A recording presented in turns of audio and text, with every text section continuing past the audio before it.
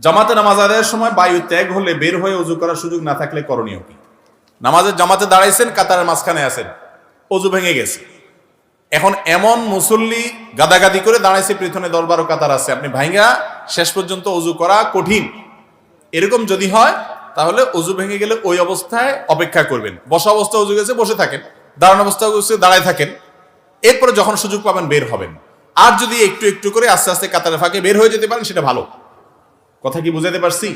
আমাদের দেশে মসজিদগুলোতে এই ব্যবস্থা রাখে না। আরব দেশগুলোতে বেশিরভাগ মসজিদের চারপাশে 2 ফিট 3 ফিট করে জায়গা খালি রাখে, যাতে করে কারোর ওযু ছুটে গেলে সে সবাই সামনে দিয়ে, নামাজি ব্যক্তি জামাতের সাথে নামাজ পড়লে ইমাম সাহেবের সামনে সূত্রা থাকলে অন্য মুসল্লিদের সামনে ওযু ভেঙে গেলে সামনে দিয়ে গেলে অসুবিধা হবে না। কিন্তু যদি 10 কাতারের সব মুসল্লির নামাজের মনোযোগ নষ্ট করেন আপনি, সেটা তো আরেক মুসিবত।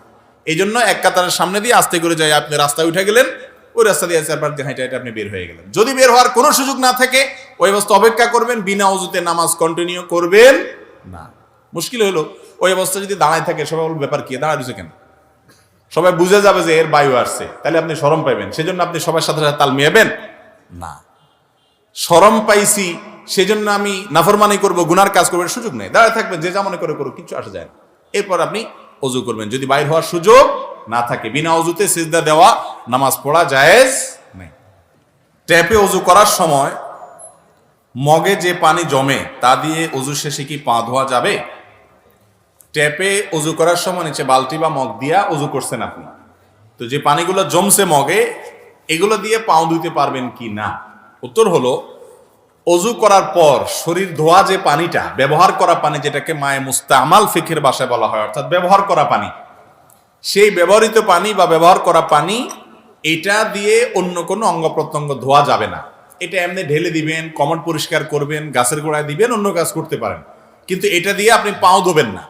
কারণ এই পানি একবার ব্যবহার হয়ে গেছে। ব্যবহার করা পানি দিয়ে আবার ওযু করার সুযোগ নাই, বা কোনো অঙ্গ প্রত্যঙ্গ পবিত্র করার সুযোগ নাই। কথা কি বুঝাইতে পারছি?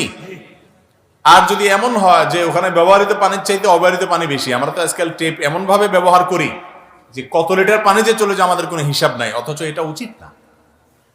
বুঝতে পারছেন?